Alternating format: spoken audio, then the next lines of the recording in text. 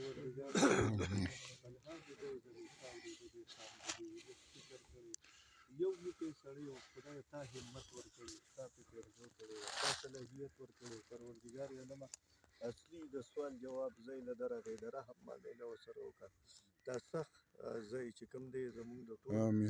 دا آسان کار د مهربانۍ رحم را سره وکړه پیرزو پې وکړه دغه ژوند یې د خوشحالو وکړه لحد یې د خپلو انوارو تجلیاتو نه ډک کړه سوال جواب ورته آسان کړه پروردګار عالمه مهرباني وکړه قبر یې د انوارو تجلیاتو نه ډک کړه په لحد کې رڼا پیدا کړه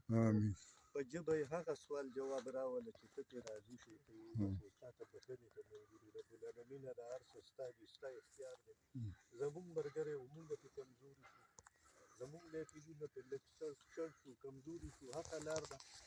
یا الله بس که تا رالېږلې ده زموږ صبر دی پروردګار عالمه ویې بخښې د رحم معامله ورسره وکړې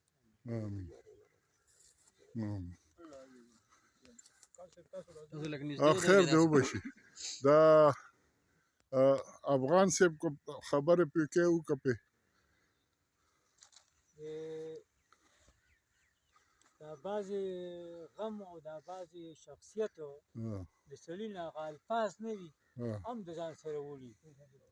سړي ته دا احساس نه کېږي چې زه کم کم الفاظ راوالم او چې ده په یاد کې زه هغه خلکو سره شریک کړم نو د ده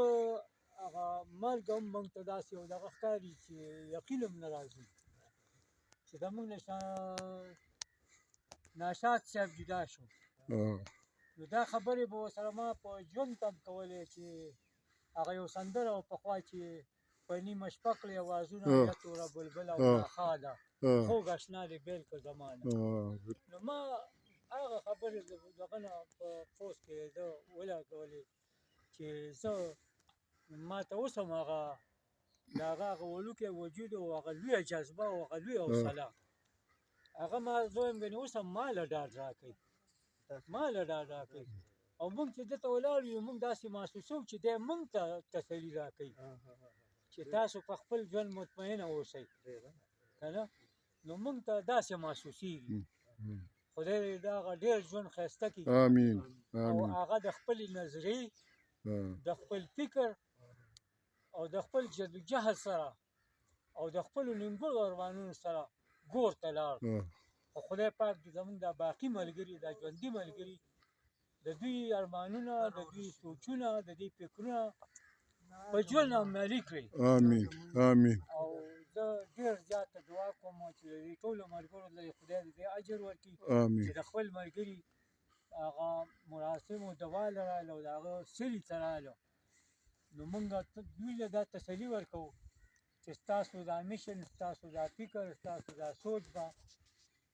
موږ ستا په دغه باندې چې کوم دی مخ په وړاندې بوځو او ستاسو دا لار دې الله دوامدار صادق صاحب